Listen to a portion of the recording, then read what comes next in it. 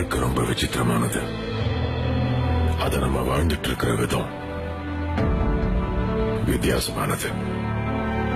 உண்ண உணவு, உடுக்க உடை, இருக்க இடம் இருந்தா நம்ம வாழ்ந்துட்டு இருக்கோம்னு அர்த்தம். நல்ல வேலை, கை நிறைய சம்பளம், சந்தோஷமான குடும்பம்னா நம்ம வாழ்ந்துட்டு இருக்கோம்னு அர்த்தம்.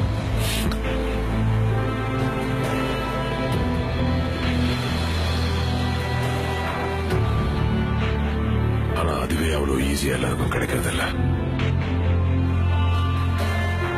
வாழறதே கஷ்டம்னா கடமையை எப்படி முடிக்கிறது, கனவை எப்படி அடையிறது, போட்டி எப்படி ஜெயிக்கிறது, லட்சியத்தை எப்படி சாதிக்கிறது? பொய்யால வேலையை முடிக்கிறவங்க, நம்ம பயத்தால எல்லாத்தையும் அடையிறவங்க, நல்லவன் மாதிரி ஏமாத்தி ஜெயிக்கிறவங்க, பணத்தால எல்லாத்தையும் சாதிக்கிறவங்க, இருக்கிற எந்த வாழ்க்கையில விதி மேல பழிய போட்டு கடவுள் மேல பாரத்தை போட்டு முன் வச்ச கால நம்ம பின் வச்சோம்னா நாம வாழ்ந்துட்டு இருக்கோம்னு அர்த்தம். உன் வாழ்க்கை அவ்வளவுதான் இந்த உலகம் உங்ககிட்ட சொல்லும் போது உன் வாழ்க்கை உன் கையில தான் உங்க அறிவு சொல்றது உங்களுக்கு கேட்கலையா? உன் அளவுக்கு நீ ஆசைப்படுன்னு இந்த சமுதாயம் உங்களை அமுக்கும் போது தன்னம்பிக்கையோட போராடுன்னு உங்க மனசாட்சி சொல்றது உங்களுக்கு கேட்கலையா? இன்னைக்கு ஒரு முடிவெடுங்க, அதை என்னைக்கும் மறக்காதீங்க. தோல்வி பயம் துரத்தும், திரும்பி பார்க்காதீங்க.